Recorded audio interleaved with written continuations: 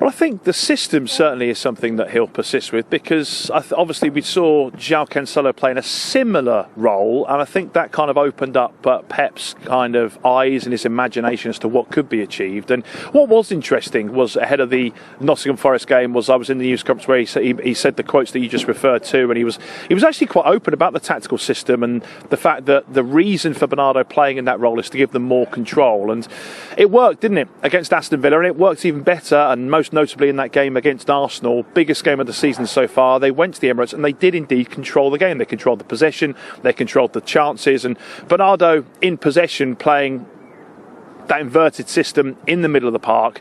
And even against Forest, the fact that Bernardo was the one that scored the goal shows the merit of the system. But I suppose the question marks come on the defensive side, out of possession, and that Forest equaliser was something pretty special. All the players touching the ball, Chris Wood finishing, and City getting pulled out of position. And potentially in the big games, Guardiola might look to use a more regulation left back. Nathan Ake would be perhaps the obvious choice. He's played there a fair few times this season.